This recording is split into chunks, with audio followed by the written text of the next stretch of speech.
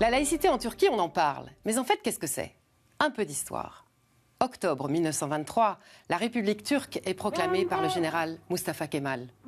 C'est le nouveau héros national. Un mot résume cette période. Laïclique. Laïclique vient du mot laïcité et s'inspire aussi des idéaux de la Révolution française. Le général Kemal vient de gagner la guerre d'indépendance contre les occupants anglais et grecs. Il veut en finir avec le califat ottoman vieux de 6 siècles.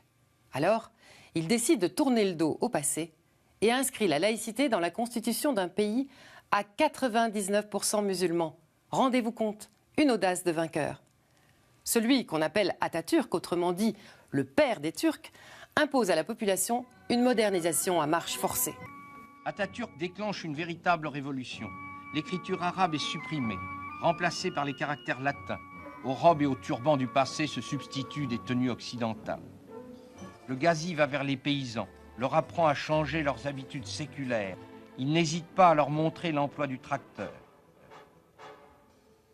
Atatürk ne veut plus de l'islam comme fondement des institutions.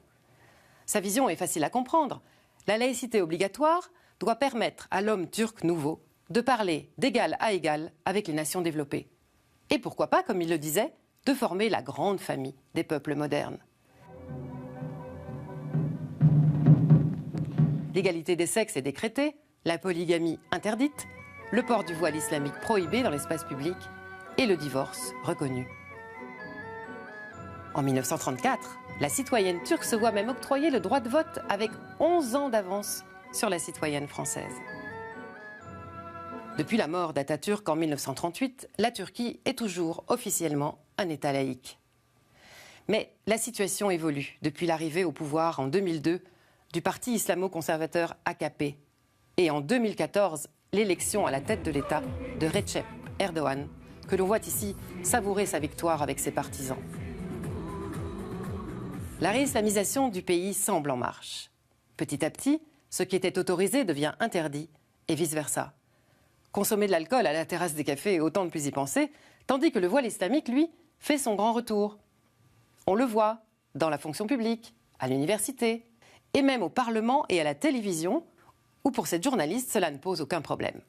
Jusqu'à présent, ce sont les laïcs qui nous ont imposé leur modèle. Aujourd'hui, on a désormais les mêmes droits d'expression que les autres. Ce n'est pas une revanche, mais on est enfin traité à égalité et moi, je peux exercer mon métier comme je l'entends. Le président Erdogan multiplie les références à l'islam et à la morale. Il se voit en quelque sorte comme le premier imam de Turquie. Mustafa Kemal Atatürk, de son côté, doit certainement se retourner dans sa tombe.